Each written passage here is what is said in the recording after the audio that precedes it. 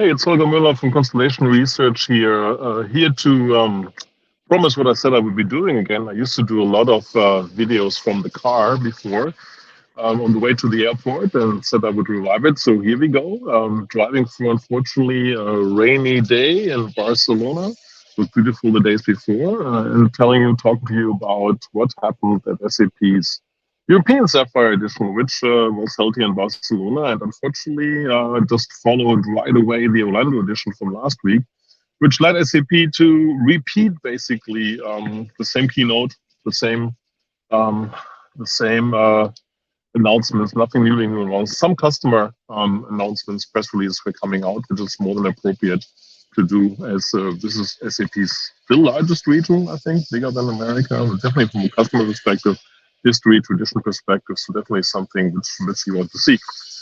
Christian Klein did the same keynote yesterday. Unfortunately, which I think is a little bit making it a little too easy. I think 5 or 6 video keynotes, right? I mean, it's kind of like MTV, the CEO doing the video VJ for playing stuff which happened last week. As I guess many people in the audience have seen.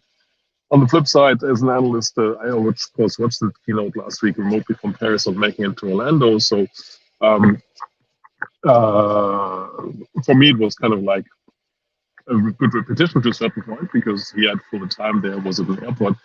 Customers took it surprisingly well. So I guess European audiences through COVID and so on are used to having videos being played in. But hey, what an opportunity to not have that, right? From getting to know people, getting to know the head of whatever, Google EMEA, I say it's former SAP executive, right? So, but fine. I liked the keynote. The keynote looked at the different 5 areas of the CXOs in the company. Of course, nicely, of course, starting with HR, because SuccessFactors has so often has been the poster child of adoption of new things, and in this case, generative AI, and rightfully so, because one of the areas where ChatGPT really works the best is job descriptions. So generating job description, unfortunately, more like serving for Microsoft because it had to be done in Word. Why would I not plug in the job description right away over as a question for me? And then some editing and posting on that. So it's 2023, generative AI is out there.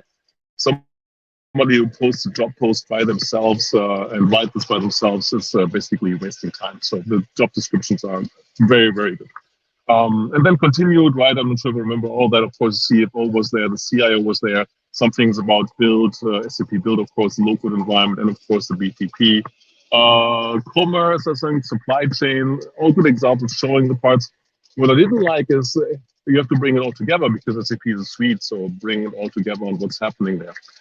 Which didn't happen, but that happened on the show floor with an ice cream high involvement in demo. I want to say farm to table, but it was farm to consume, I believe SAP called it.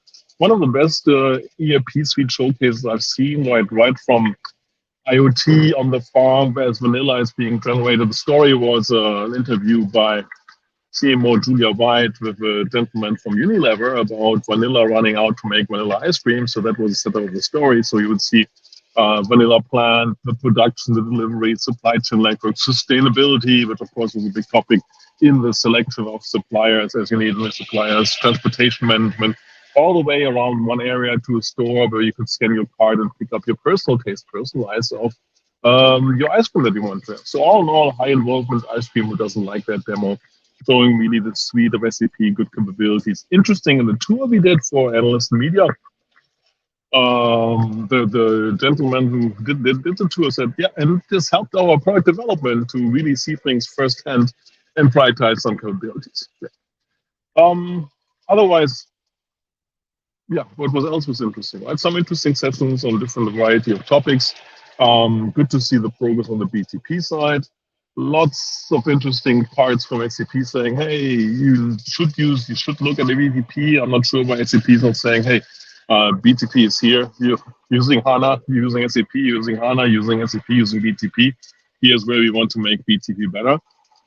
The most interesting thing I would probably say from BTP, but many, many other things, has been that the capability of a new SAP portal, whatever way you start, SAP Start, all built on UI5, of course. So it's HTML5, portable to different pieces, and bring together all of SAP in a new seamless way.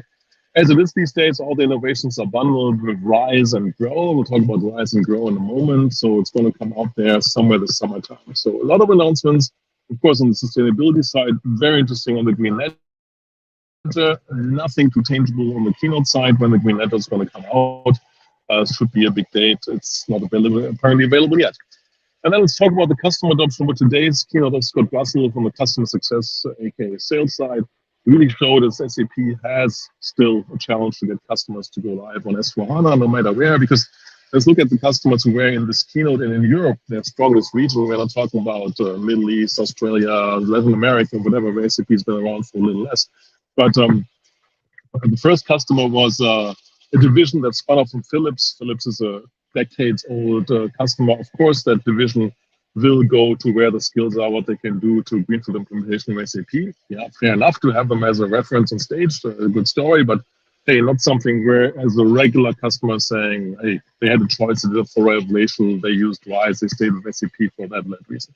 Next, even longer term, our two customer, which I know, which is Swarovski/Tirolit, forgot the third name of the company out of Innsbruck, Austria, adopting for the Swarovski brand, pure, fine, long-term SAP customer. Then we had Banco Santander, which only for division wasn't clear, is implementing, not sure what the overall plan was. Forgot the next customer by heart. Then we had an interesting startup, only once for you, building rockets in Munich.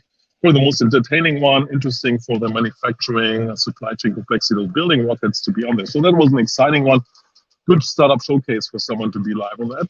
But it shows that the large SAP customers are not coming on stage yet. The private or the public cloud, which really is a challenge at hand.